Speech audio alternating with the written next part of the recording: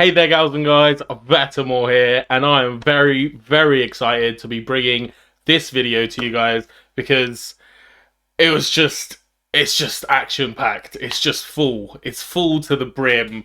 There's leaks all over the place, but beyond leaks, updates on absolutely every single question that you've been wondering when it comes to Illuvium, and all of these are answered by Kieran, and Grant also hops on about an hour in, so let's just get straight into it. Hello and welcome to another episode of the Vetcast. Today our guest is Illuvium co-founder and cult leader Kieran Warwick. How's it going, Kieran?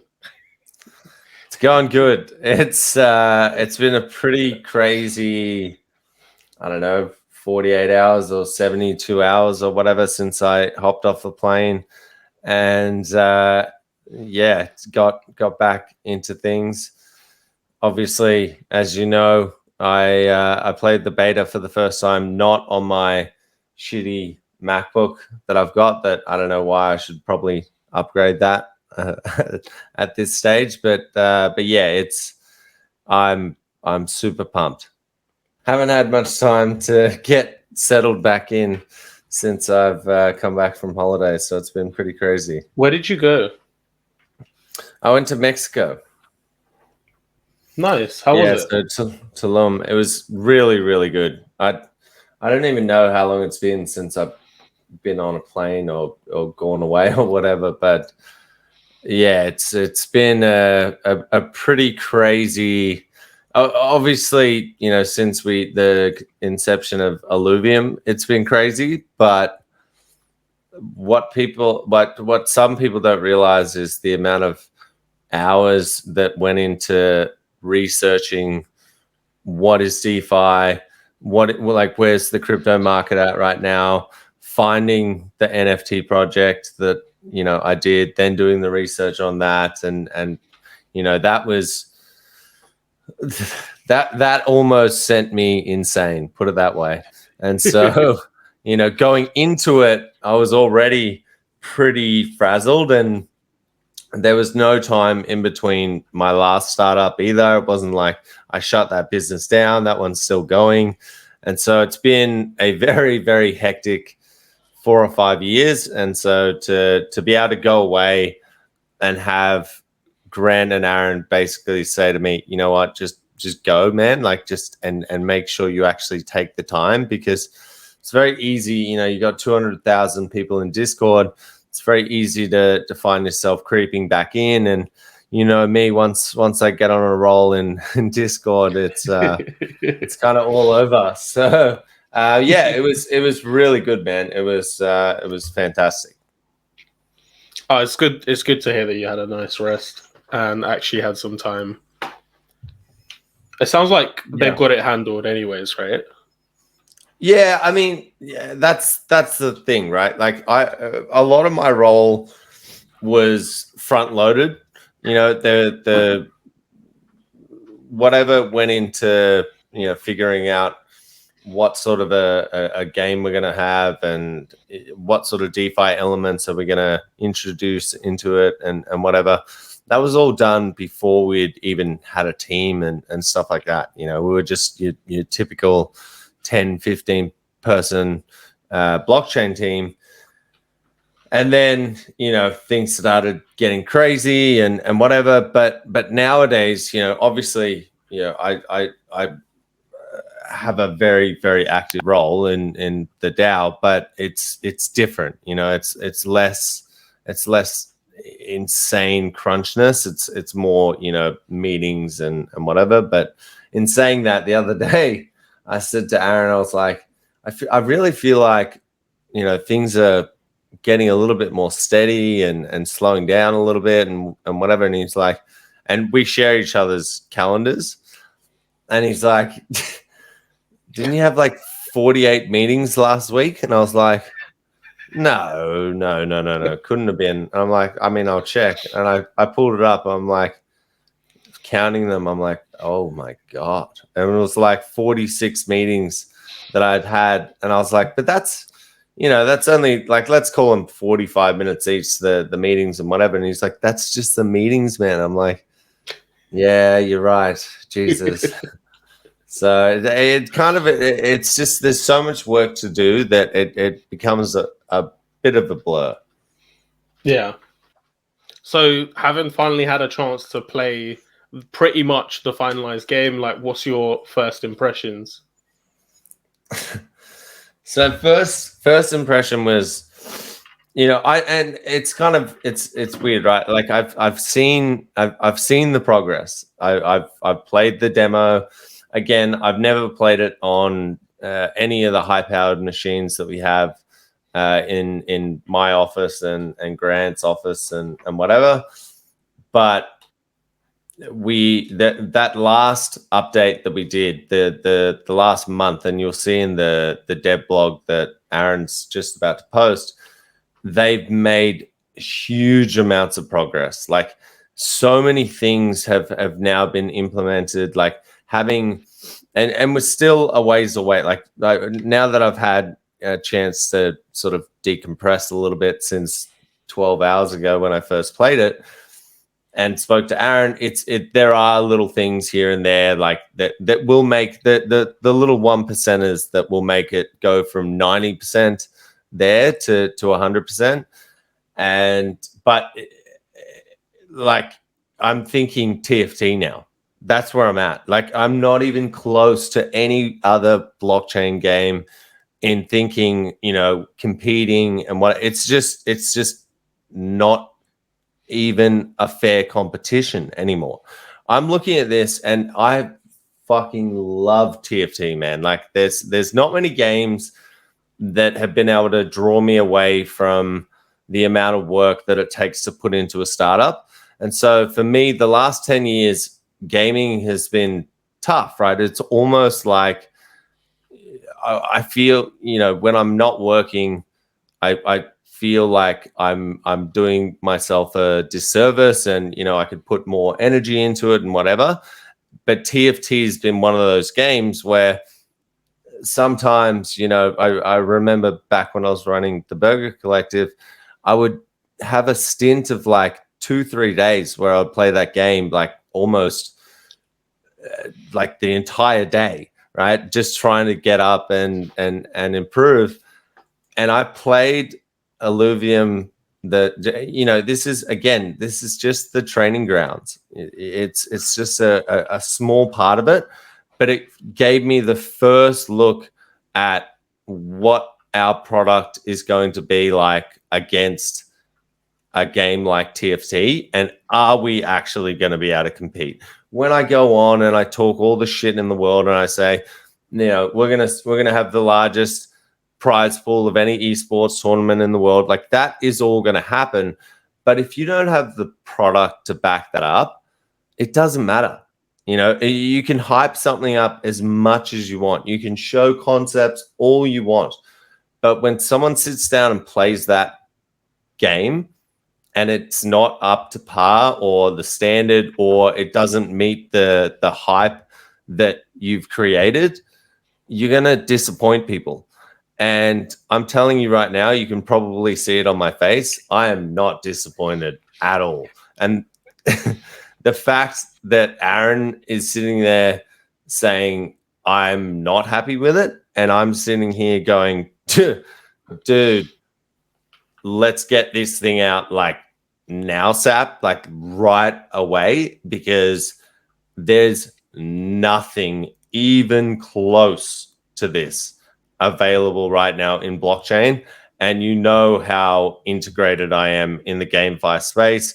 You know how active I am in investing in this space. I'm seeing all of the games that are available and will be available, and it's game on here. So you feel that it's compared to everything else out there, obviously it's on another level, but also even if it came out sort of as it is right now, like they could still make improvements, right? So the question is sort of like, how much do we improve it before release, or do we make sure that the fundamentals are sound and then build upon that after game release? Like, how do you feel about that?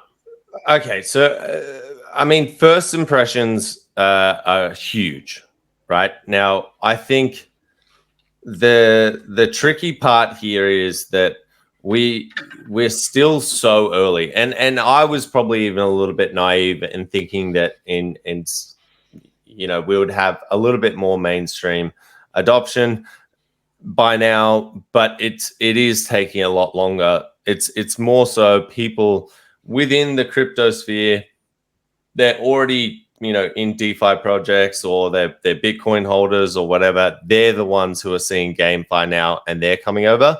There's still so much negativity in the mainstream market around NFTs, and so much misconceptions there. And I think we're going to need to focus on the crypto people for quite some time, and mainstream adoption is definitely going to come. And so my point there is, I'm of the opinion that you just get this out, like you just get it out.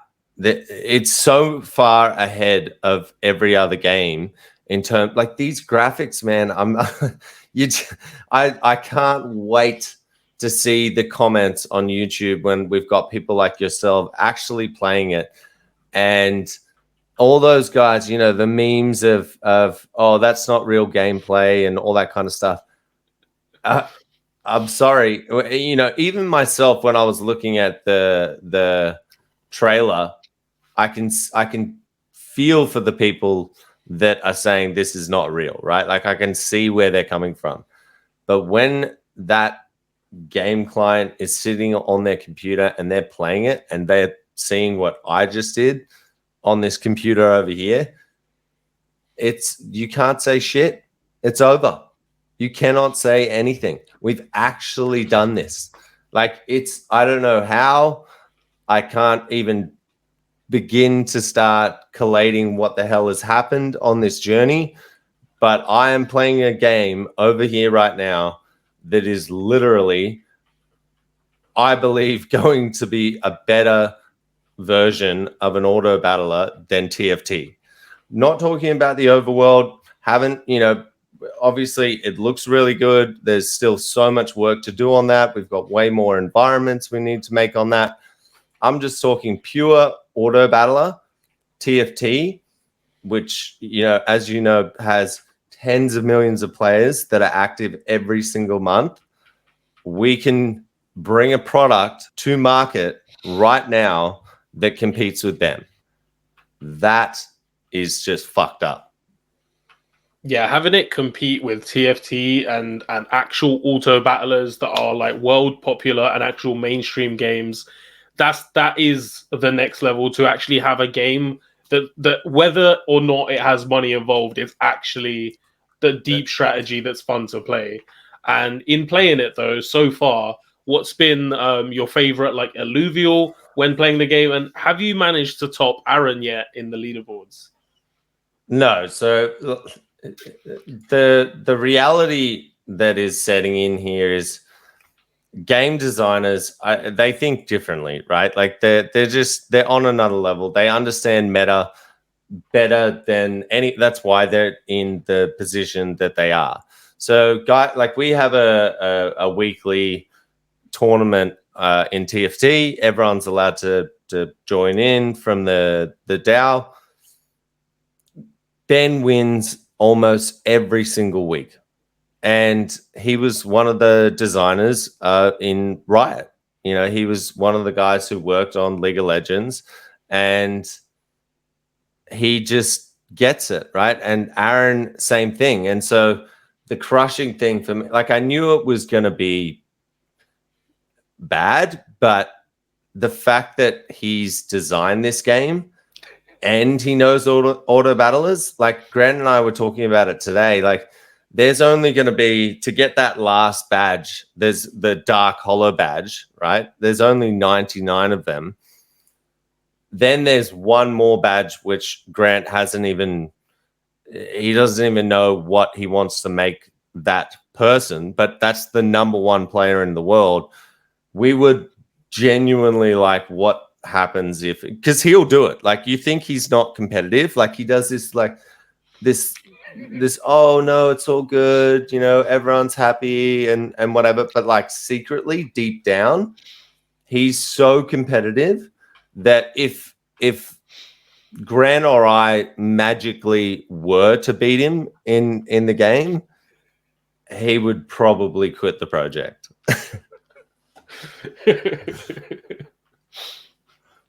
So that's not gonna happen then. And No, what would your favorite I'm not going to Illuvial beat be? him. Man, I love snakes. I don't know if people know this, but the reason we went with animals is because we're all very, very obsessed with them. We love, you know, exotic animals, all that kind of stuff. One of my favorite animals is a snake, and for that reason, I was pretty, let's just say, disappointed with the concept and the actual Illuvial. And so I basically I wrote that character off, and now that I'm playing it, it's the type of character, you know, it sits at the back, it's a ranged character, it's just spitting fire, it's ultimate, it's awesome. I think it's a little bit too OP at the moment as well. Like, there's obviously some balancing issues that we're going to need to work out, which is part of the beta process anyway. But yeah, I would have to say that Fearox is my favorite, which I think is the stage 2 of the Taipan. Cool.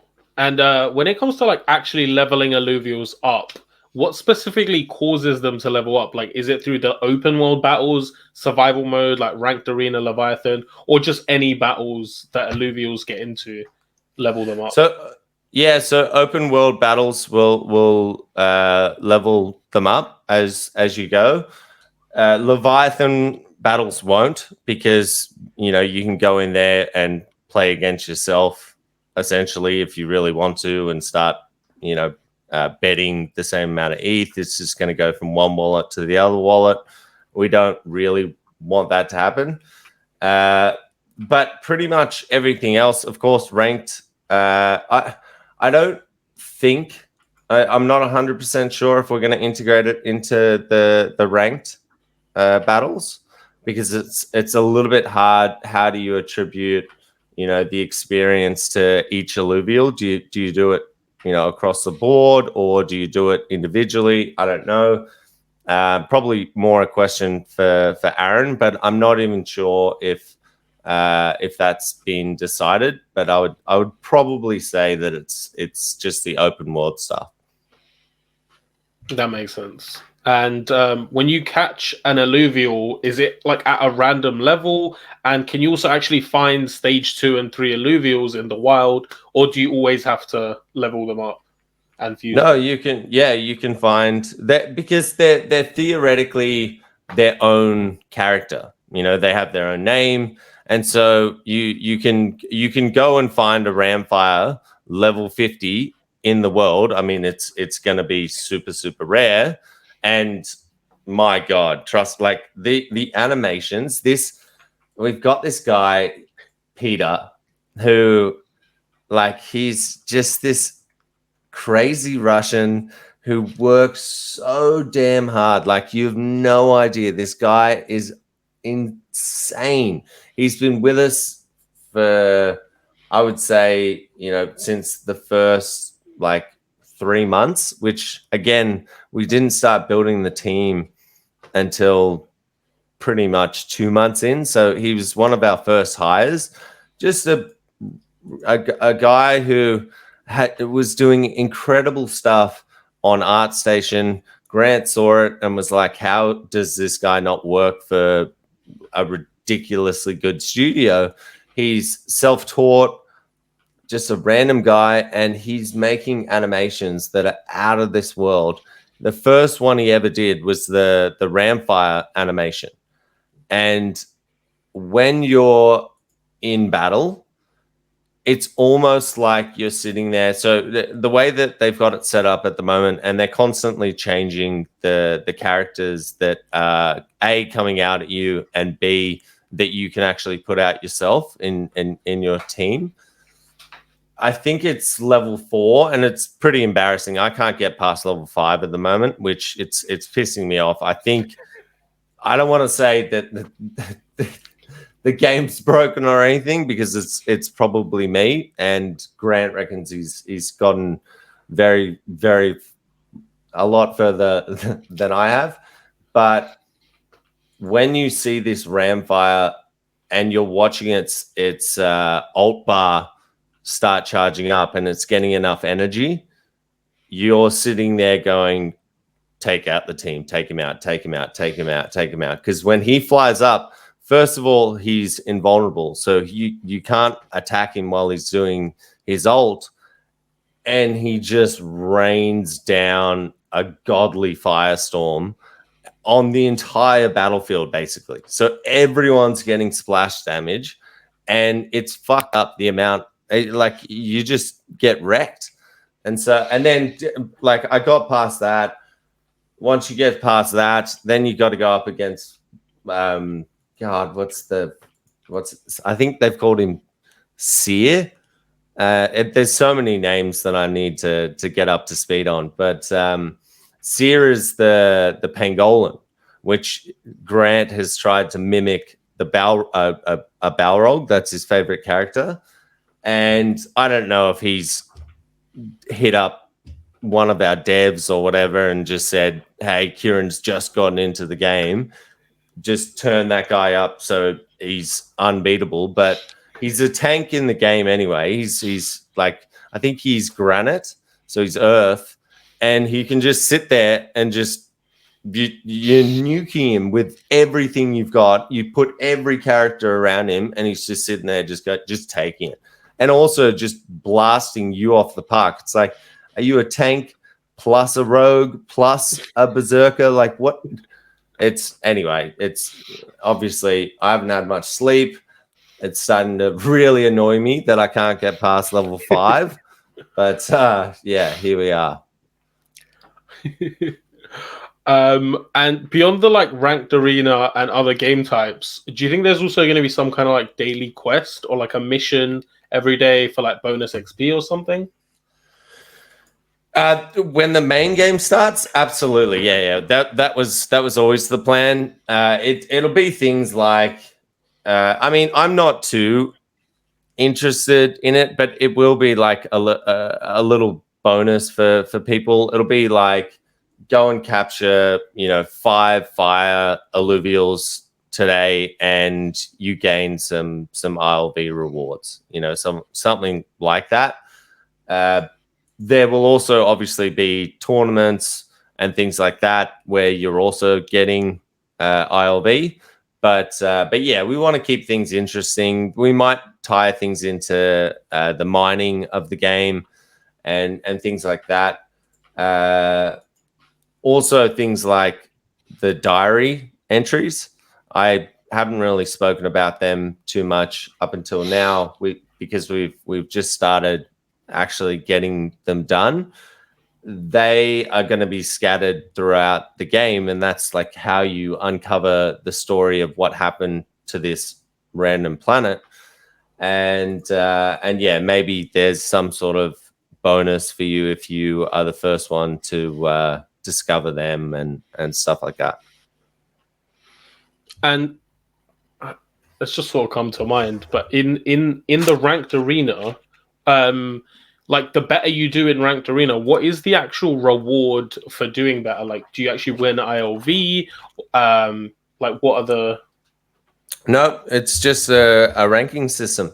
That's all it is. I mean, we might tie things like, if you are in the top 100, you get X percentage of a pool that we make up or whatever.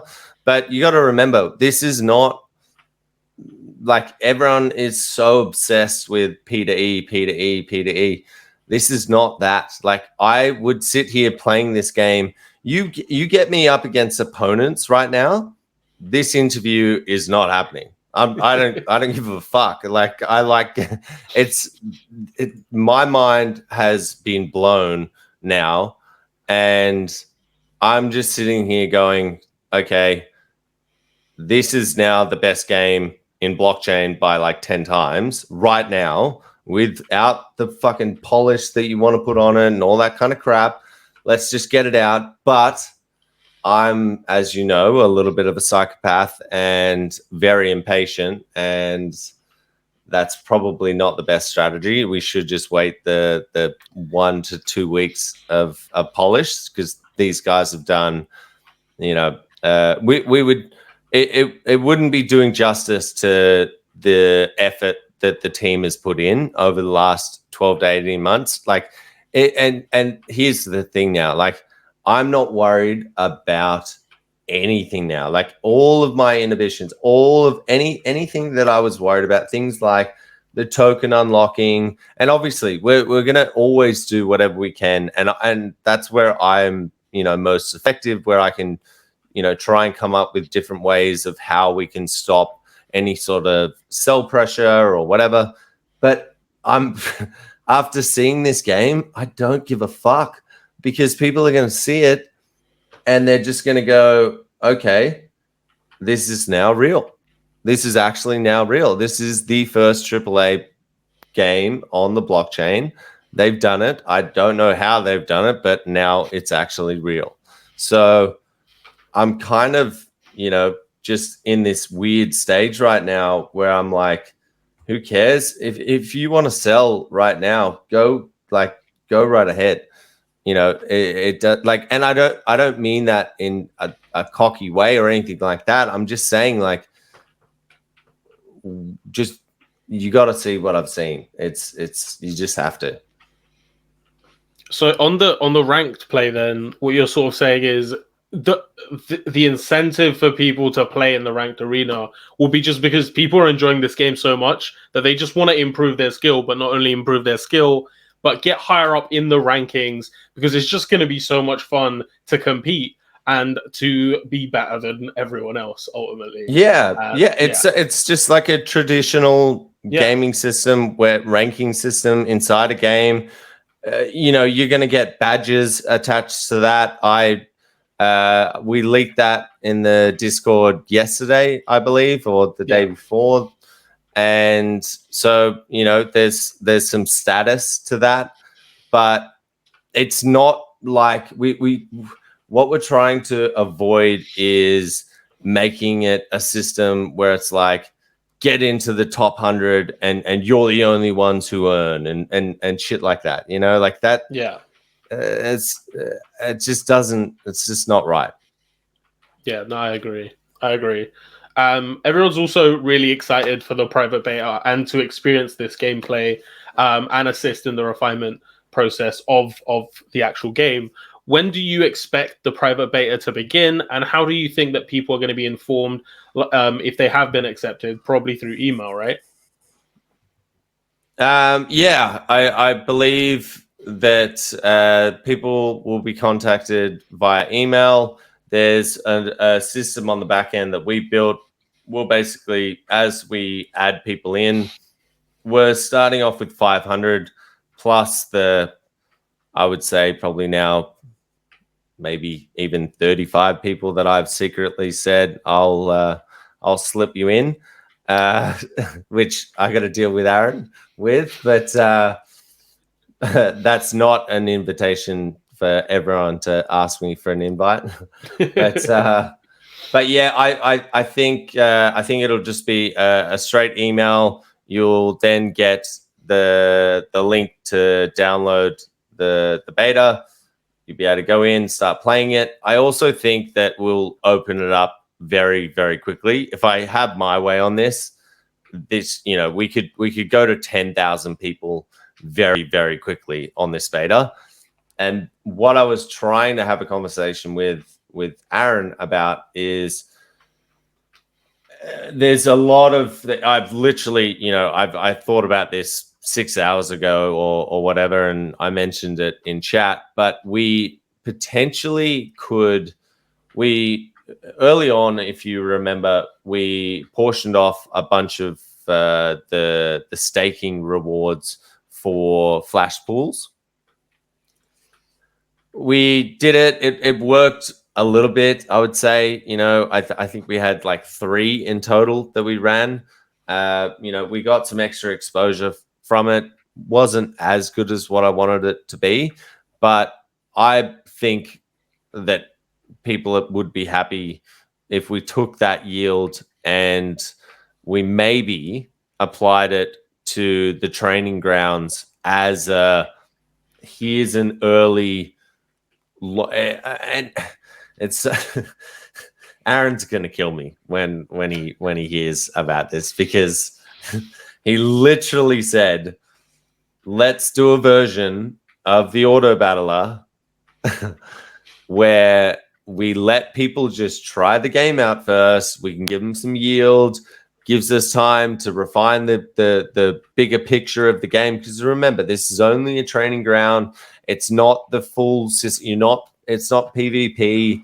It's a lot more controlled. There's a lot. It's not attached to too many of the different systems that we have here.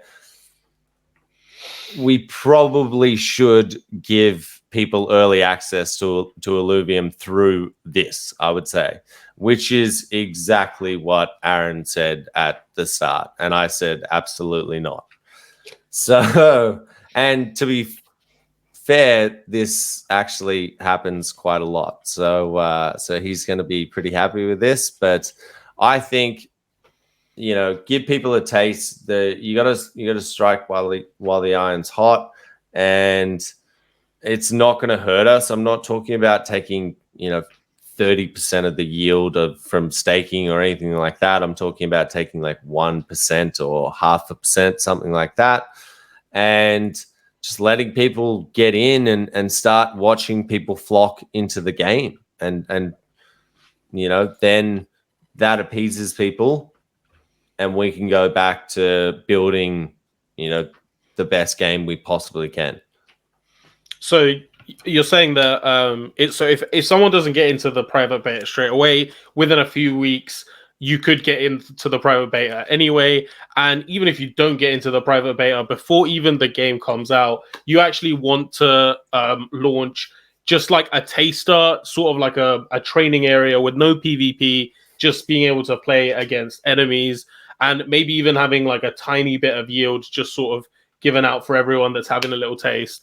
And so that everyone can actually see that not only is there a game, but really feel it for themselves before the actual open beta launch and everything, the full thing goes out. Yes. Yeah. We would call it the pre-open beta, something like that. I don't know.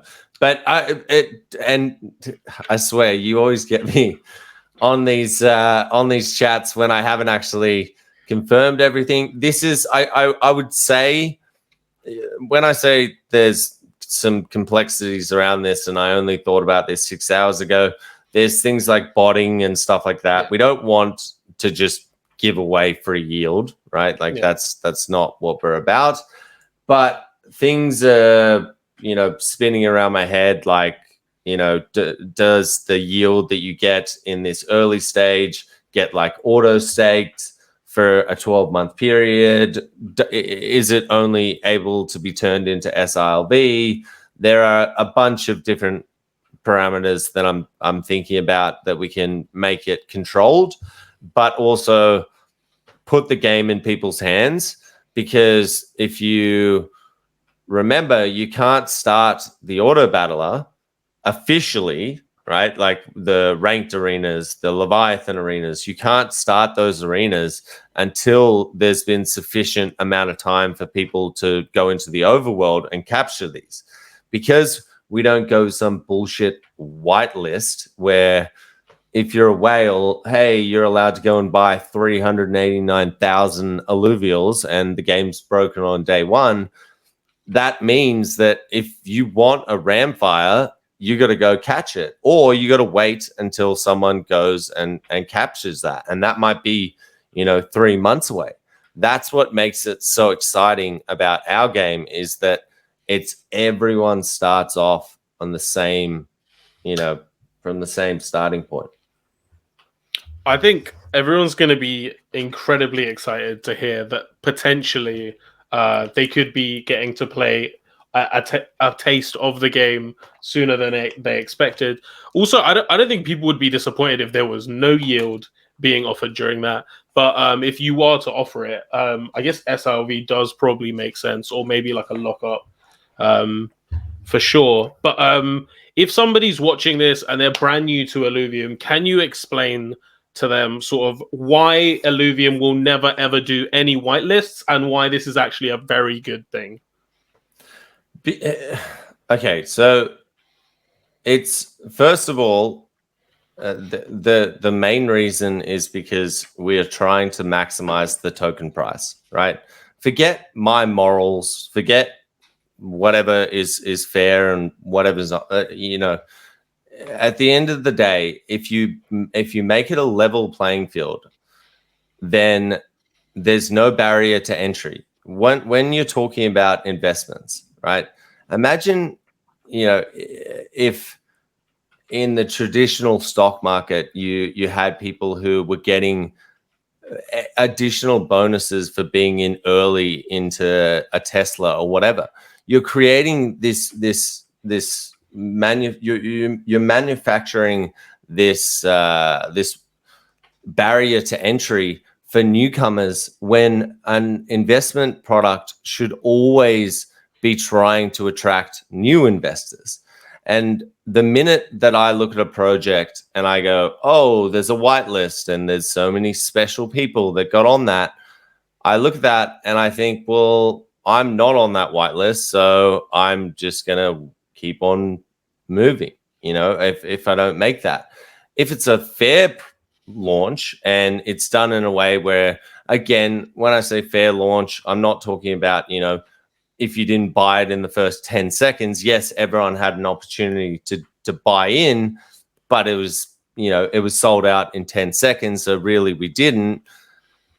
I'm talking about building systems where everyone has the opportunity, the exact same way that we did it with the balancer sale. That's the reason why copper is so popular now, and so many projects are using that mechanism, is because we really showed people that if you give everyone a fair opportunity to buy, and if you keep that policy all the time, you're going to maximize the amount that psychologically people want to spend in whatever the product that you're trying to sell is.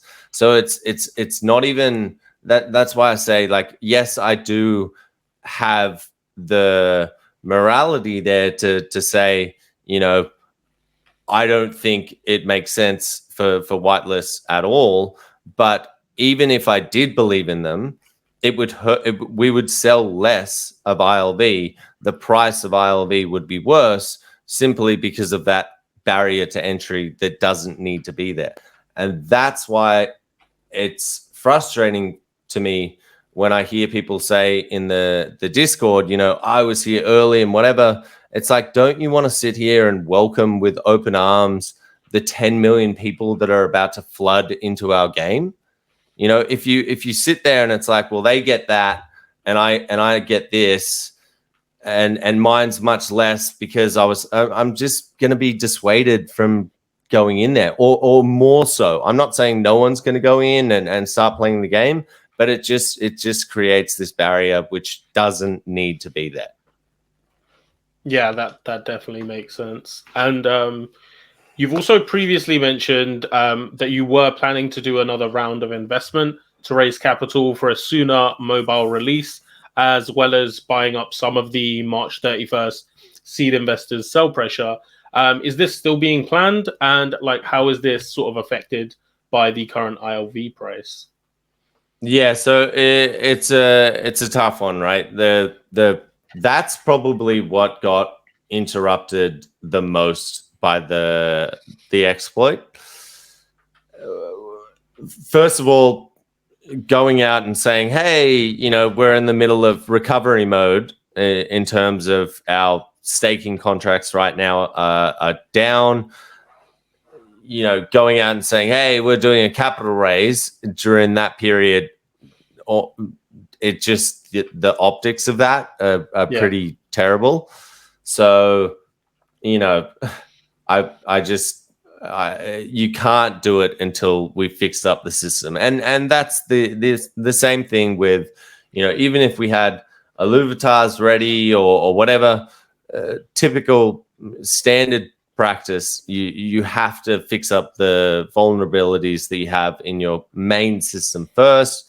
Once we do that, but having said that, you know, we're building, you know, all of these other projects or all of these other products while we're fixing this up, and I think it's definitely going to happen. We're definitely going to do this capital raise.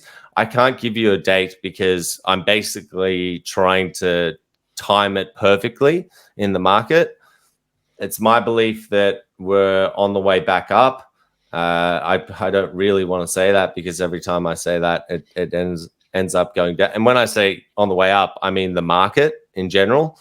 And so I want to hit it at a stage where, you know, we're sitting at a decent price point, because the way it's going to work, this system is, as you know, it's going to be available to not only institutional investors, but also the public.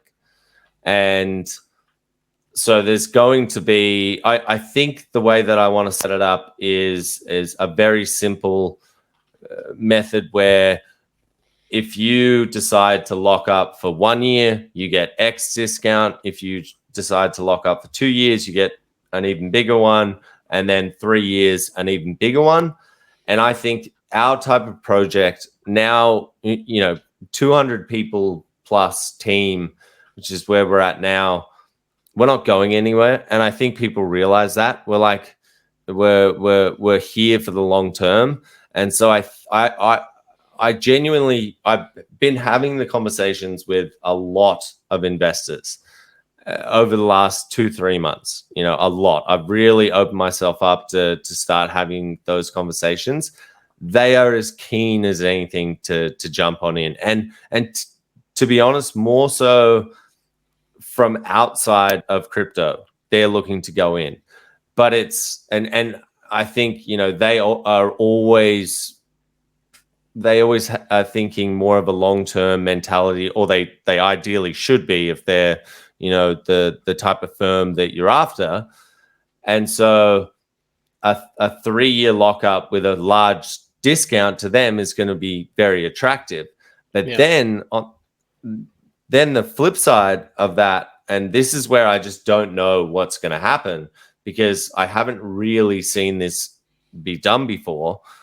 The public, we have so many people. If you think about the guys that have been in the Discord that know, that the ones that don't think I'm crazy, basically, right? Who have been sitting, because there's a lot of people out there that think I'm a nut job, right? That, you know, they're not going to build it. It's not going to be worth that much, all that kind of stuff. But then there's this large cohort of people, like 30 to 40,000 people, that truly believe that this is not just going to turn into one of the largest blockchain games ever, but the #1 studio in the space. And then from there, you know, we're talking about things like movies and merchandise and all of this kind of stuff, all tying back into the ILV coin. This is all going to take a 5 to 10 year period. Like, we want to be that World of Warcraft that has that core game and then builds out expansions on top of expansions. And I think a lot of those, you know, 30, 40,000 people are going to go, this is perfect for me, because I was going to stay in it anyway. You know, I believe in the revenue distributions that I'm going to get. So lock me up for fucking 10 years for all I care.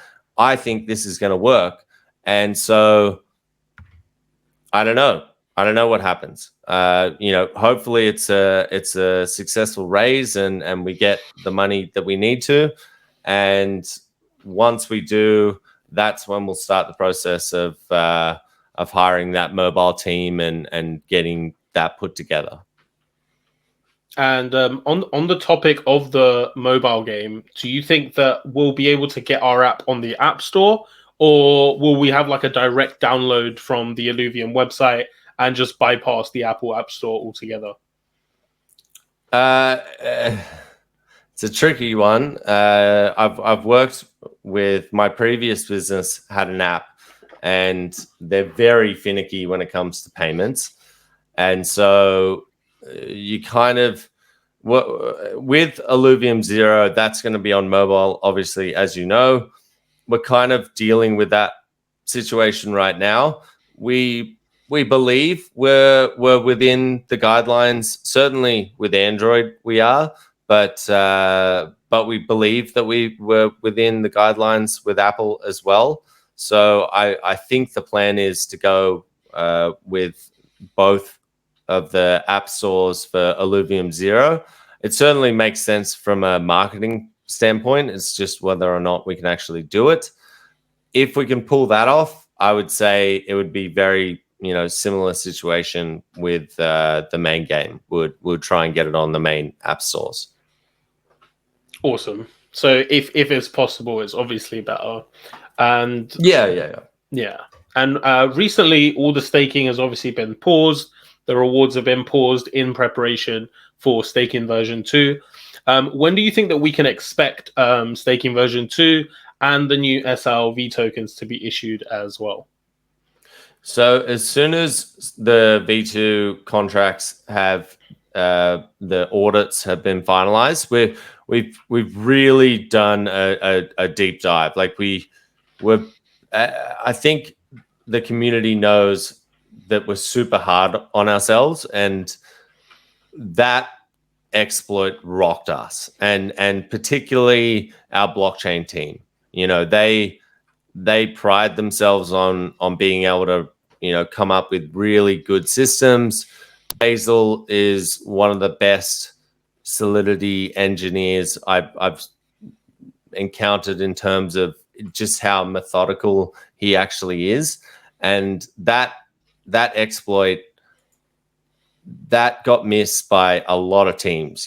Our staking contracts have been forked many times by many gaming projects. They also get re-audited and nothing came out of it. And it just happened to be one of those things. And so that really, really rocked them. And so we overhauled the entire basically like security process of auditing our contracts. And so not only have we done more internal reviews and we're much more confident with where we're at, we've also brought on Samsung, which is, I'm not sure if you're aware of him. He's one of the most, he finds exploits in contracts before they actually get exploited. He's one of the best white hats in the industry by far. And so, and once again, Santiago, he was the one who put us in touch with him. So if you're wondering what he does, that's the type of thing that Santiago does. Straight away, he said, yep, you're a friend of Santiago, you're a friend of mine, happy to help out. And that auditors are great, but what I've learnt about auditors are they don't care as much about your product as you do. And that's the lessons that we tried to really instill in Pedro and Basil is, and this feedback came from Kane himself. He said to me, there you go. This is your first taste of the contracts have been audited, and really they don't care. It's that's unfair to say that they don't care. It's not their product. And there's another one that's coming and another one and another one. And so really we should be finding the most.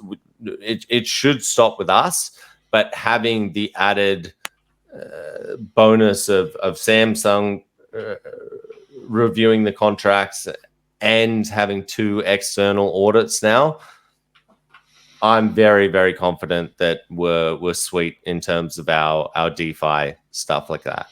And so I can't give you the exact answer of when, but as soon as they're finished, and it probably from previous times, it takes about 2 weeks. So I'm guessing by the end of this month, we should have staking back up and running, which would mean sILV will be issued, in the following days after that. Yeah, and then once staking version 2 obviously does come, the land sale and Illuvatar sale, they can't really take place until it happens, because then we'll have the new sILV. But how soon after staking version 2 do you think we can expect a land sale and a Illuvatar sale? Basically, when you could probably sell that shirt for a lot of money.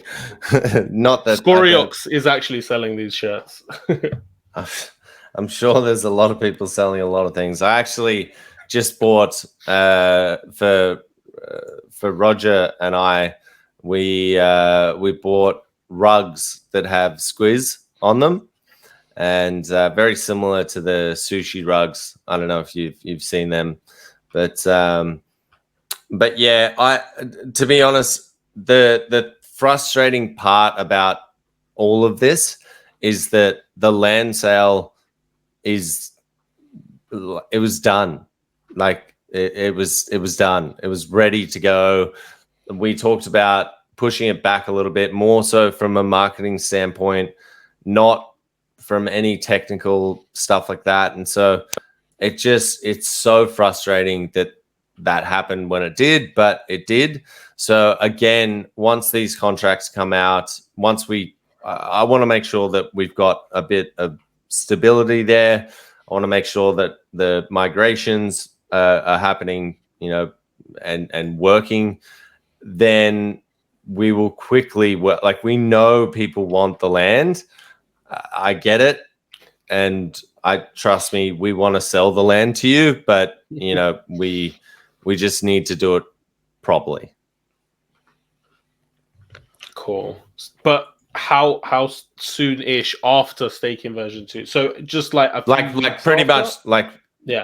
I would say as soon as we feel comfortable, whatever stability is it a week? Is it 10 days? The point is, it's ready to go. It's just we just need to make sure that the contracts are working, everything is efficient, and we'll get it out as soon as possible. And the Illuvatars are pretty much ready as well, right? Yeah, those guys are going nuts. Like, we put together that concept team, or Roger put together that concept team 2.5 months ago now, I think. And I said to him, I was going to send him a jab the other day. Originally, the land sale was going to be in Jan, so I wanted Illuvatars to be in Feb. And I said, you need to have it all done by the 15th of Feb. And he was like, 100%, we'll get it done, no issues. And Roger does not. He usually doesn't miss a deadline. He'll just work it harder to make sure he doesn't. But I think they're going to miss it by maybe 4 or 5 days. But it won't matter. Like, we're doing Illuvatars after the land sale. It's the Illuvatars is more relevant to the game. It's meant to be your in-game avatar. Obviously, I know that people want them just because they're going to be super rare and sought after. But it's I would say 90% complete. And what people don't know is, in the background, we've been working on a trailer for Illuvatars, and it looks amazing, obviously.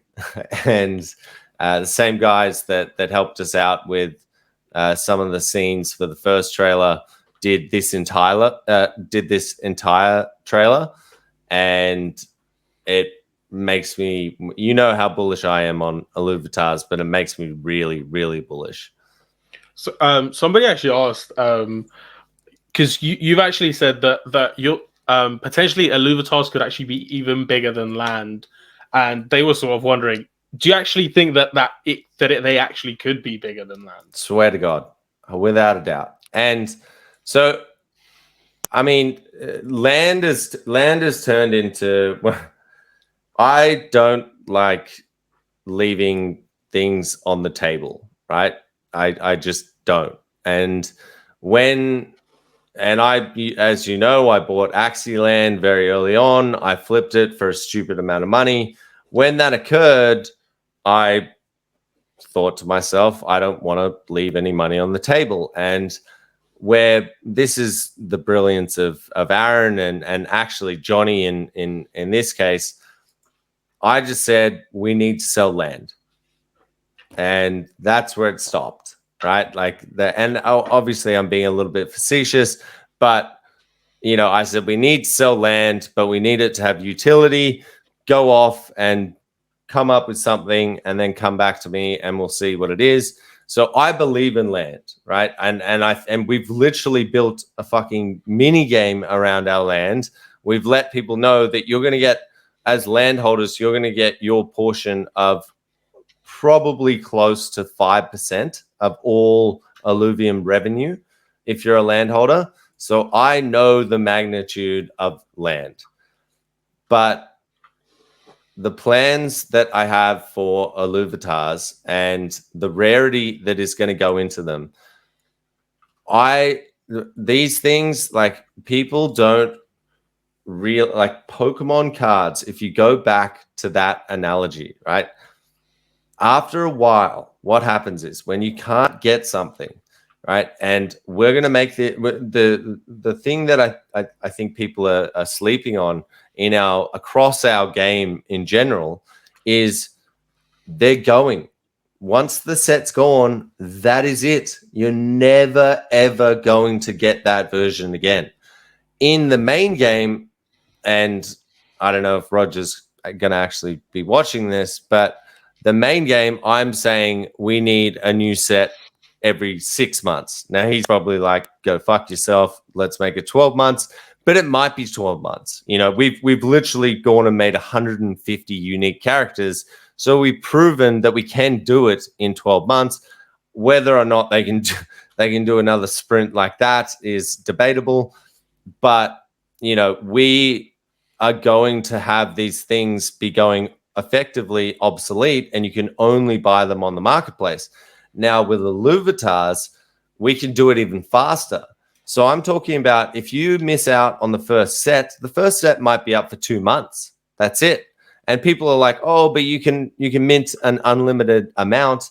That doesn't matter. When we're talking about onboarding millions and millions of players, the guys that are coming into the game in the 3rd year and 4th year that are Bitcoin holders that have just found out about the game and are mega whales, and they're like, why does that guy and why are there so few squizzes out there? And this guy's pimped out his Illuvatar. He's won tournaments, so he's got exclusive stuff that's attached to it.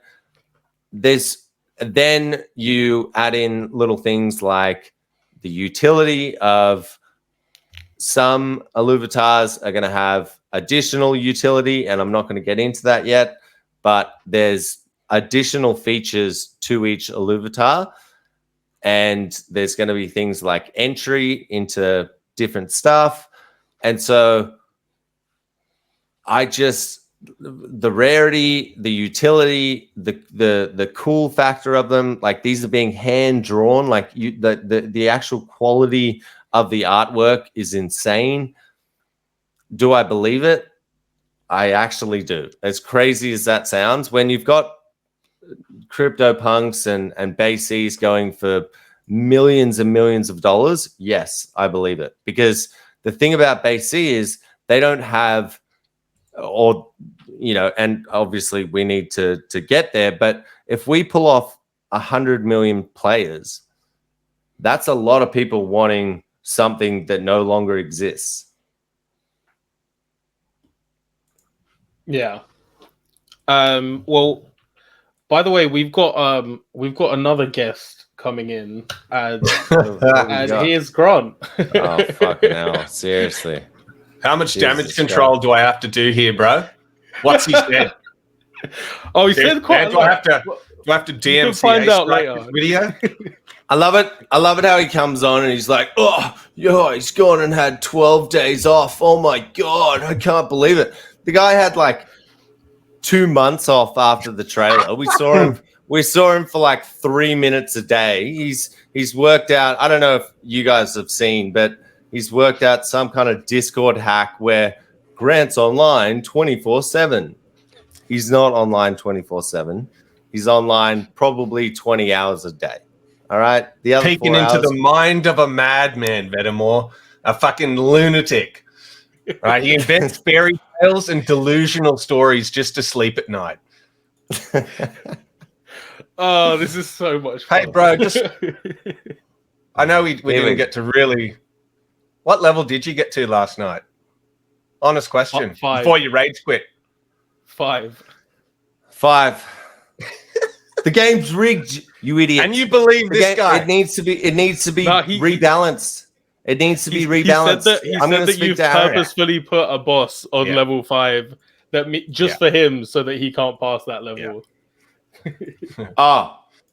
Okay.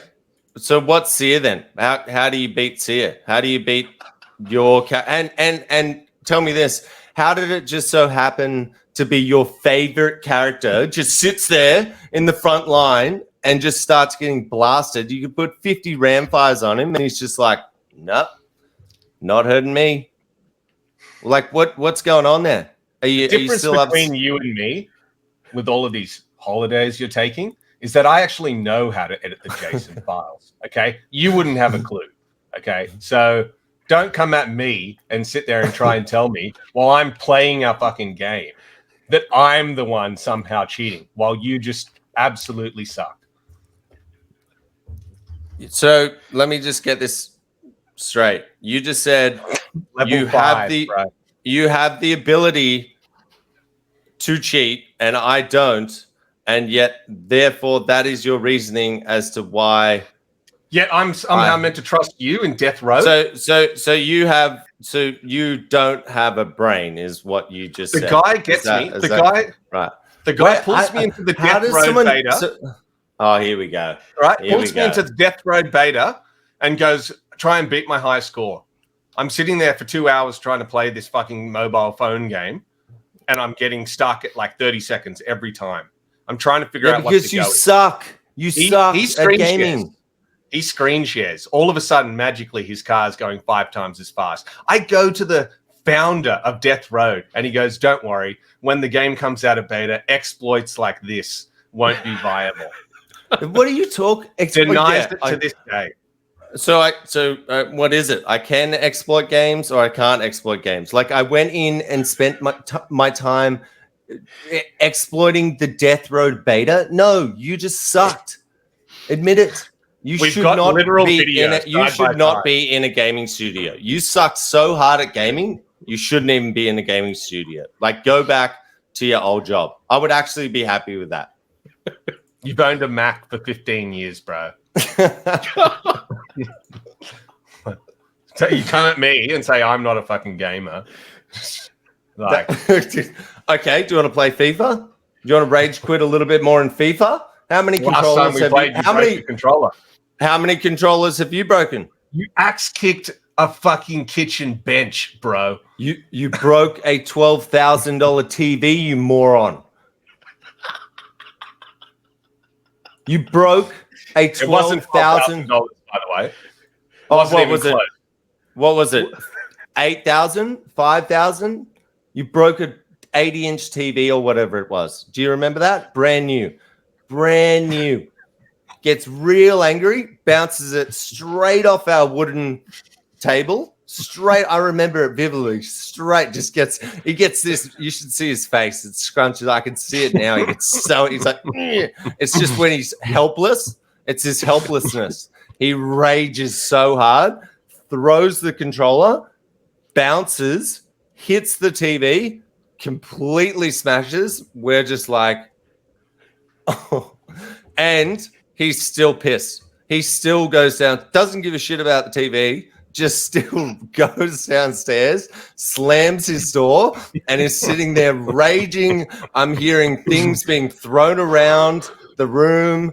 Like, you want to talk about being shit at games? Let's fucking dance. I'll live stream you. The only game you can beat me at is that piece of shit Rocket League with the weird ass.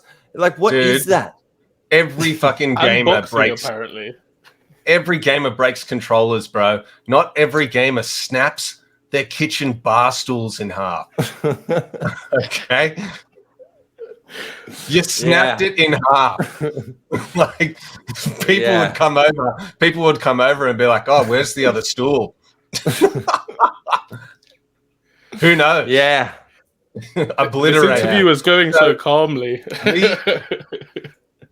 He's annoyed because he sucks at the actual game we've built. Okay. I would be too. Okay. Oh, let's not give me the password for 3 weeks. No worries. Like, I played the game 12 hours, bro. I played the game way less than you, man. And you want to talk about that? You've been playing this game and you haven't been going into the community and do you realize we have a game here? Like, do you actually, is that process in your brain, or is that one of those things where it just goes whoop, whoop? What are we talking here? Like, do you realize we have a game that we can compete with TFT? Have you seen the graphics? No, man. Well, you obviously haven't. You're looking. You're like a stunned mullet. You should be. You should literally take a like. I'm wondering, are you brain dead? Is where I'm at. Like, I don't know. Maybe you can only do. You have one skill in life, and that's it. You're just a freak artist. A freak artist. That's it. Once you get to level 50 and you realize that the game isn't finished, and I know level 50's, it's a long way away for you. So we can come back to this in a couple of weeks. But the game doesn't get any harder after a certain point. So why am I going to hype it up? The meta has, what are you talking about? The meta has changed, and you're an idiot. The meta, okay, so number one, the meta has changed, and you haven't played this new one, and there's what? There's imbalancing issues. A new deck of cards, bro. I've played quite a few decks of, like, some of us have been here, bro, the last couple of weeks. Okay. Some of us work, bro. Okay. So some of us contribute. Okay. 4 days it took us to realize he was gone. 4 days. Where's Kieran? Oh, yeah. I don't know. Aaron's like, I'm pretty sure he's like overseas or something. I'm like, what? For how long? He's like, I don't know, like a week or something. I was like, fuck. Oh, well. Cool. Enjoy. Anyway. Dude, if we left you in charge of this business for more than 13 seconds, it would be on fucking fire. Literal flames. More so than the koala that is in our game. I'm talking ashes. You would burn it to the ground. So you just stick in your lane. You're good at one thing. Let's just focus in on that, right? You're good at art. Outside of that, FIFA mainly, fucking terrible. Wait, so there's a koala? Oh, whoa. I'm pretty sure that's the Shia LaBeouf one. Yeah, it's pretty bad. I wasn't aware of that. I don't know how that one slipped through. I wonder why he wouldn't know something that's going on in the project. What could the answer be? Oh my God. Seriously. Do you even know what blockchain we're going on? Like, do you even have a wallet? Or should we go into what happened with your wallet? Should we do that? Do we really want to go to? Oh yeah, fucking no. We won't go into that because I'm going to say this in the nicest possible way. A very, very low IQ individual.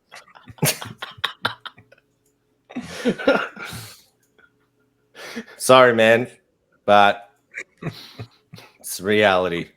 100%, bro.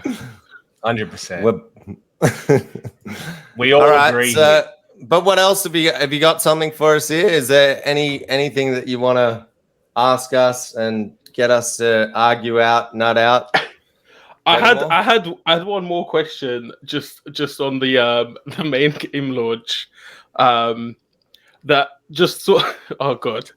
The sentiment in the community recently, due to like some of the other delays, seems to be that the game's also going to be delayed. But sort of as you said, the only real delay is actually the sILV exploit, and Illuvatars is pretty much ready. Landsail's been ready for a while.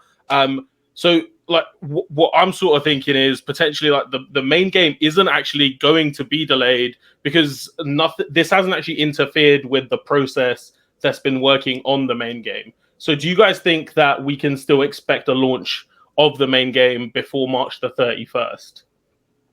Honestly, at this point, no. I don't think so. I think there's definitely going to be again, I spoke to Aaron today. There's absolutely no way in hell we don't deliver the open beta in Q2. Obviously, I haven't had a chance to speak to him about potentially turning on the training grounds as like a pre-open beta. That theoretically means we've somewhat launched. We have a game in the market. And we have hit that deadline, but I would say the main game we're looking at Q2 now, but without a doubt, like we're so close now. We're at polishing stage. All the characters are done. We'll definitely have it done there. If we didn't, the exploit, as much as it was isolated very much to the blockchain side of the business and the DeFi elements, it did have crossover effect. It took my attention away, Aaron's attention away, obviously not Grant's, he wasn't there. And yeah, it did a little bit more damage than we thought. We've had to go to pretty extreme lengths, as I said earlier, to make sure that these new contracts are legit. And that's taken a lot of Aaron's time away. And so, yeah, I would say, maybe a month or two delay, something like that. But yeah, just being realistic. And I'm pretty sure in the dev blog that Grant also won't have any idea about. We mentioned that as well. So yeah, there are other things. I will give him one thing though. After playing the game, he has actually legitimately delivered some of the, like, it's the best graphics in the game I've ever seen. It puts TFT to shame. The graphics, it's insane. Even on your Mac? No. He gave me the pass. He was holding out on me. He's a piece of shit. He's a savage. I don't know about you, but I'm head to toe in sweat over here. I've had like 4 hours sleep in the last 70 hours. So maybe I should work a little bit harder. I don't know. How much work have you done in the last bloody 4 hours? But when Zero. you say Q2, otherwise you don't mean like the last day of Q2 or anything. We're probably talking. No. That's why I'm talking like a month or two. Like it might not even be like, theoretically we're not delaying launch. Yeah. If we release some sort of product, and this is where I'm saying that I can't even believe that this hasn't been a conversation yet. After playing the game, I'm like, have you, has anyone else ever played a crypto game? Like, do we know what the competition is here? Like, just get this thing out, get people playing this, and give them a little preview, get them used to the combination system, the synergies, it is very, very complex how to play this game. There's so much meta comps that you can put together that, and again, Aaron is going to fucking kill me for this, because this is exactly what he said to me. Like, people are going to need to learn. It's very complex. And I'm like, no, absolutely not. And I think that, like, for me, that would be the best way forward, is to just release that. Yeah, I think people would even prefer it so that they can get some practice, so that when the sort of main release does come, they kind of know what to expect, what to do first, and to kind of already hit the ground running, in a sense, rather than be stabbing blind for the first month, which I think is something people would like as well. And hopefully we can have this sort of just mini game, PvP, just fight in arena type, almost like trial game, hopefully before, obviously, March 31st. Well, so it wouldn't be PvP. PvE, yeah. I did speak to Aaron about that, because we also, after playing the game for a few hours, my first reaction, some of us have gotten a little bit of practice in here. My first reaction was like, holy shit, how the fuck did we put this together in this short of a time? Like, we're very egotistical and cocky, as you can tell, but to actually see it come together, to actually load the game up and just be like, what the fuck? Like, the annoying thing is there's no competition in the crypto space, but it's like, fuck, we've stretched the goalpost internally on everything so many times over, because we just want it to be AAA.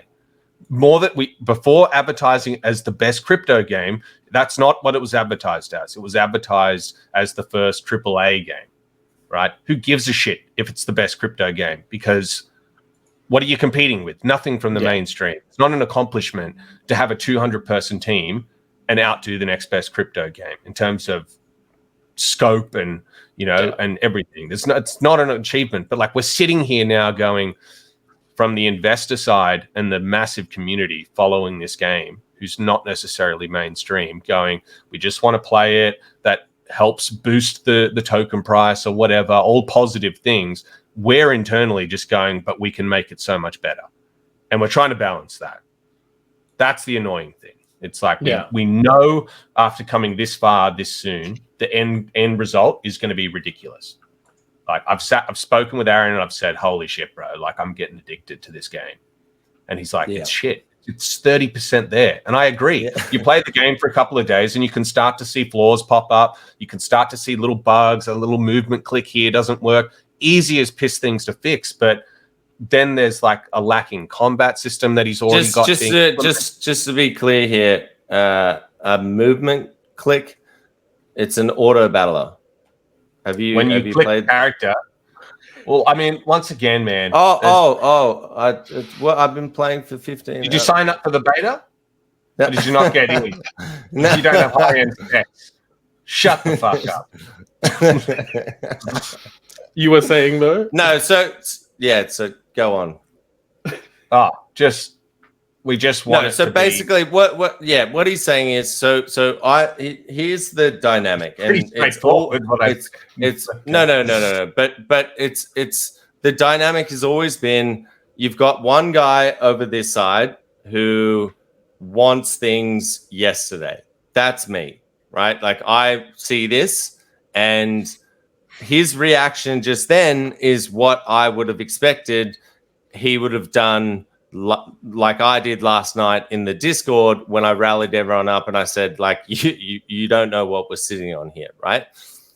I'm that guy. I'm over this end. I'm not seeing the 30%. I'm seeing this is 10 times better than any blockchain game.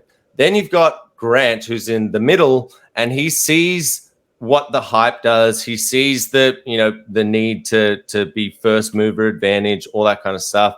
Then you've got the fucking perfectionist in Aaron, who needs it to just be utterly godlike, every single little thing perfect before we release it to the public.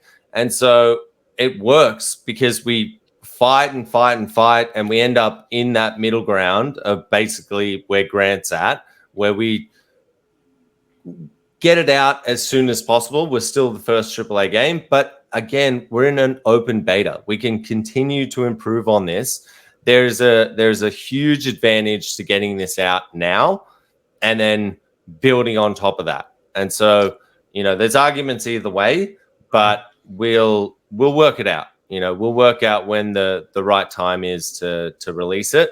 But we're both in just awe of what this team has created and the speed in which they've done it. It's stupid. It's everyone said you're crazy. It's never going to happen. Like, show me another project that's out there saying AAA. Show me, give me something that is even close to where we're at, right? And we're not talking like we haven't gone and made a game that has 10 assets. There's 7 fucking regions. There's 150 individual 3D characters. We're dealing with games that have 2D characters and like 5 variations of them. You know what I'm saying? Like, it's not. And then they want to go out and say they're fucking Pokemon. Like, how dare you? You know what I'm saying? Like this. Like we don't even get that right. You know what I mean? We're trying to get to that stage. Grant is trying to bring that nostalgia to the characters with Roger and the rest of the team. But,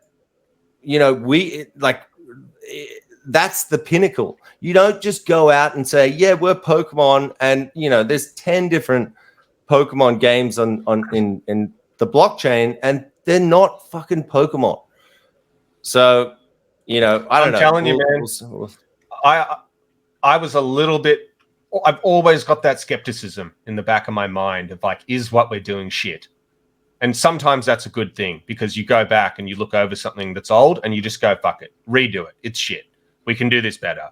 But in regards to the private beta, when it was like internally, the dev team, like when there's trailers and, tech demos and shit like that, the art team has to just haul ass and they do their grind. I don't really see the dev side grind. I follow the channels and see what's happening, but I don't ever pick up on the subtleties of like how fast people are going. It's just something that I have to be over the top of.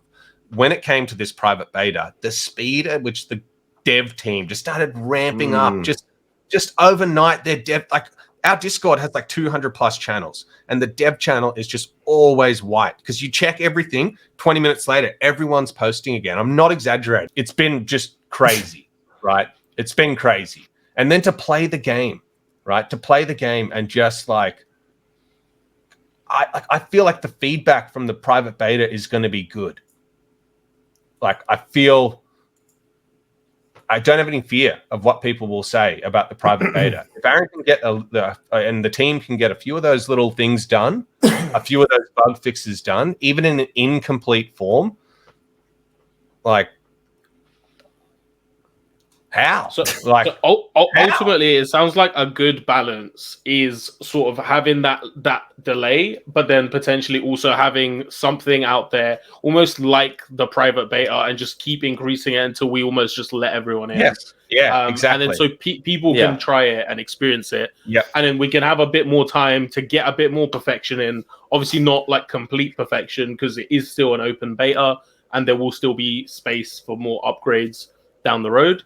But then the only sort of like line of FUD that remains is the March 31st unlock. Are we sort of just saying like, it is what it is? Let them sell if they want to. People are going to play this and that's going to be the buy? Or so the plan was always to, and this is why I want to talk to Aaron about it, because I think there's potentially a way that we can have a paid version as well of once we get it connected to the blockchain, the training grounds, there's a potential that we can add in some sort of a payment method or whatever if we want, right? Which starts getting revenue in the door. We also, as you know, have the land and Illuvatars revenue coming in. But at the end of the day, right, we can continue to lock people up and lock people up and lock people up. But at some point, you need to actualize how many tokens are in circulation, right? It's just a matter of fact. And it's going to happen at some stage. If it happens prior to, if it happens prior to the game launching, right? If for whatever reason we have to delay, and I'm not even saying we are, but if we do, right, and those tokens start unlocking and people start selling them, I'm so confident with the product that we've built that people are just going to buy those tokens back up. And that's at the end of the day, right? Like, we can hype this thing up as much as possible. And I've definitely tried to do that as best I can, because I know I'm selling a really, really good product. But at the end of the day, people are just going to the token price is going to be a representation of the amount of revenue that our game is generating based on some type of multiplication of the growth that we're going to have in users, right? It's going to be a very easy, like, we're going to be a traditional business in the sense, like, we're a DAO, obviously, but traditionally we're going to have revenues coming in and people are going to go, those revenues are going to shareholders or stakeholders in our case. And that's based on how much revenue is coming in or the dividends that I'm getting. That's the value of the token. So it almost doesn't matter what price action happens all the way up until the game launch, because that's when it's going to have the true representation, right? So, and I think, I've got my own price targets and whatever, and, there's a lot of room to grow. Yeah. No, that makes complete sense. Grant, since you've said a lot less here, like, do you have anything you'd like to sort of add? I mean, the only reason I got dragged into this was to give him shit on air. It worked. It worked. It happened. I don't know how it keeps. I don't know why it keeps happening. People are gonna love watching it though. It's hilarious. Seriously, I love this guy. 12 days off, 60 days off. Yeah, never works. Never worked a day in his life, he reckons. 60 days overseas. Anyway, it's all love. It is fucking controller here, bro. Time for another little temper tantrum, mate. Let's go live right now. Let's go live stream right it in now. the Discord. I'll beat you in FIFA. I wish I could walk through that door in the back there and just crack him in the back of the head, but I can't. Okay, I'm not there. I wish. I'm visualizing it right now. I'm seeing his camera, just that door right there, creak open. Ah, oh, there he is. But seriously, like, what? I want to know what people's, and they can put their opinions in the comment section. I want to know the competitive nature that we clearly have here, right? And we have so much love for each other. Like, if you got between us, there's going to be an issue, right? But outside of that, right, the competitive nature it's just inbuilt into us. And I remember Kane mentioning this back like 3 years ago or something in a tweet. And he was like, I don't understand how there's not more competition. Like, there's this weird, like, film of we're all going to make it over the crypto sphere. And we've come in, particularly me, at the start, and I'm like, we're going to crush everyone. We're going to crush everyone. Yes, just purely because we're not going to stop until we do. But let's be realistic here, people. Like what a good game is. Why are you sitting here and saying that this is good? It's not. Like, you're not, and you look at it and they're like streamers in the mainstream. They've been playing like real world games. And then they're just like protecting this game that they know is not good. I just don't understand why there is, like, if our game's shit, I want people to come out and nuke flame us. Like, I don't care. Competitors flame us. Literally go, you were talking all the shit in the world and you just released the worst product we've ever seen. I expect that from our competitors because guess what? We're competing. And yes, we have partnerships and whatever, and we're all going to build a wonderful metaverse and everything's going to be interoperable and all that bullshit. But at the end of the day, do you think that Blizzard is not sitting there trying to compete with fucking Ubisoft and all the other major studios out there? Do you think PlayStation goes, I love Microsoft. God, they're good. They're my best buddies. It's like, no, I'm trying to build a better product than you. And at the end of the day, yes, we're CEOs and whatever and executives can get up and talk about it in panels and GameFi in general and the whole environment. But like when people are like, why do you compete with other projects? It's like, what? Because we want to be better. Like that's the simple answer. So I don't know. Are we doing it wrong? Should we sit there and change tune and go, hey everyone, let's all make it and you know, like I can't even say it. It doesn't even come out of my mouth, right? Like probably best if you don't, man. It's, you know, so that's the thing. I want to know, do we change tune or is this going to turn into what is a traditional market in the sense of people compete? You've got competing products, people compete. It's natural. I think there's definitely a vibe of like, you know, we're all in crypto, we're all in this together. Let's like be a community and everything like that. But there is also an aspect of end of the day, like competition is a good thing because it pushes people to be better. And if we're all going to make it and then we don't try hard, somebody's going to make it more than others because they weren't saying we're all going to make it. They were just pile driving through everything, not paying attention to the bullshit and just like focused on actually competing and making and you know the best thing. 100%. And you know the other game that I've been seeing that's starting to come out and really come out of their shell, I guess, is Guild of Guardians. They're also sitting there going, you know what? Like there's nothing here right now. You know, like let's be realistic about it.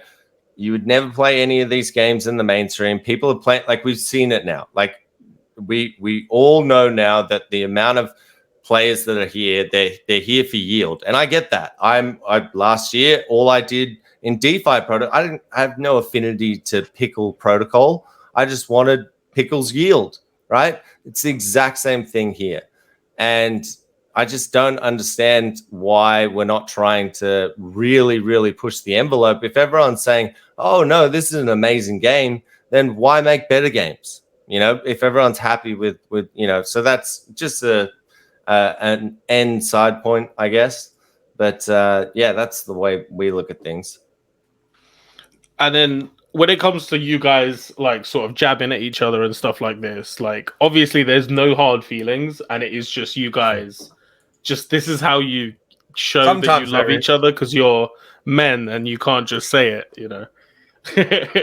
No, I mean, yeah, no, we're as I said, like the bond that we have now. I mean, now I will say now it's been, we've had some dark days.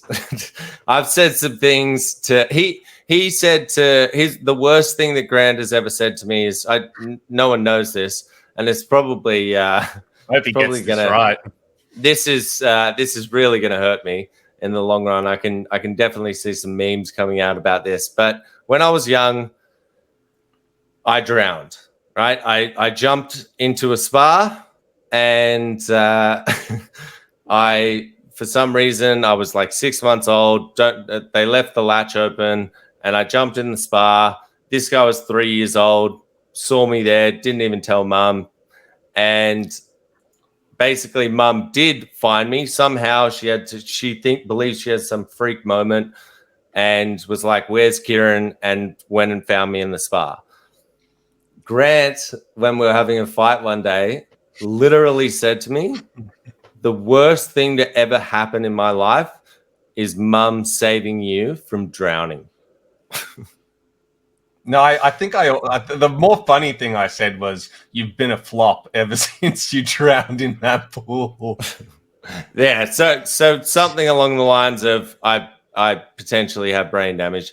Now I don't think, maybe I do, but yeah. So I mean, when you've got your brother literally telling you that. There's the meme. I don't have brain damage. Photo of Kieran. You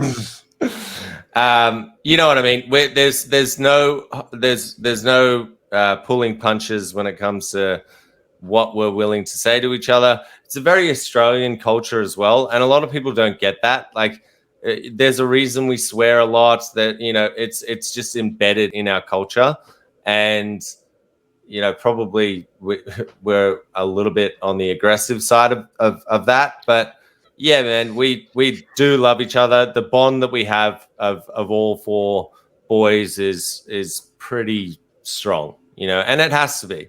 It's family's family. Can you confirm that, Grant? Yeah, it's all good, I guess.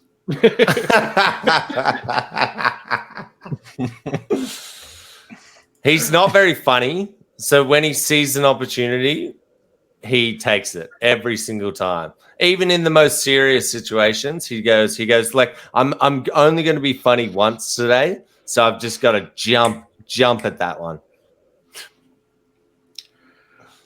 Anyway, I think this is a great place to end it, because I want to get this out to I want to get this out to the community. I think everyone's going to love to see what's taking place here, because a lot of big things have been said here. Any closing thoughts? No, it's good to be on a chat with you again. No, yeah, it's been awesome. Planning on doing quite a few more of these with a bunch of other guys now that I've finally played the game. I'm actually going to tell people that we do have a game now. So yeah, I'm excited. Very, very excited about getting this open beta. I think when this open beta comes out, that's at the point. Like, how do you say that the graphics aren't real when you're literally playing it? Like, and I'm telling you, the graphics are the most impressive thing. Like, when you I've only played 4 or 5 hours or whatever. I don't agree with that, by the way. I think it's the gameplay as well. Well, that's what I'm saying. I haven't had the opportunity to get in, and like TFT, I know that game pretty well. I haven't had a chance to really start looking at all the different combinations and stuff like that. So for me, the gameplay, like, does it all work? Like in terms of the animation and the hits and stuff like that, definitely, which is really, really good.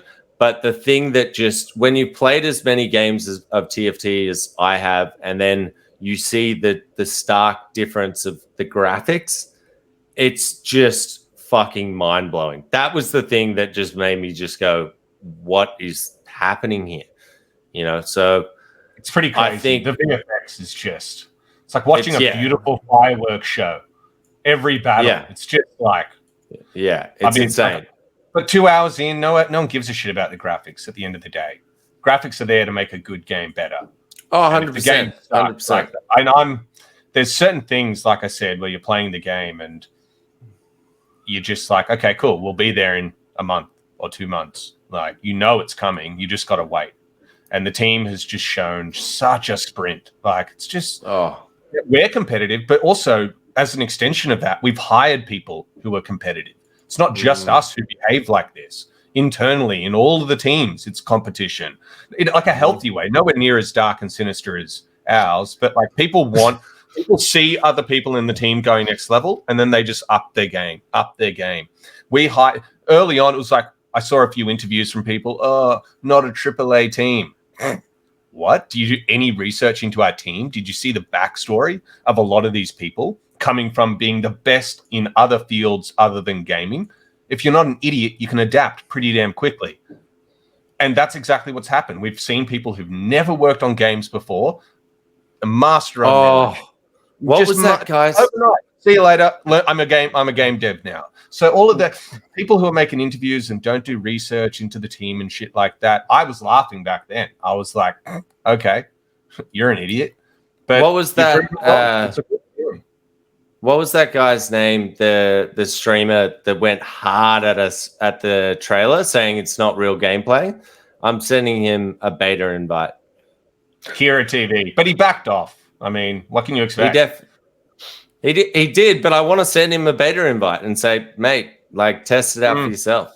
See what you think. Seriously, I don't care. Like, I'm so, like, our biggest hater, I'm saying, fuck it. That's how confident I am. Like, go and check this out. Not gameplay.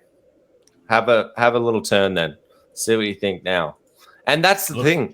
You know, the amount of people now that, like, I was very, very polarizing. We had a situation where we divided, you know, we had a lot of people that loved it. We had a lot of people that hated it. But what it did do is put the attention on our product, right? Which was my intention from the very beginning. I didn't give a shit. I didn't care about the death threats and people saying you're an asshole, you're so dumb, you don't know what you're talking about.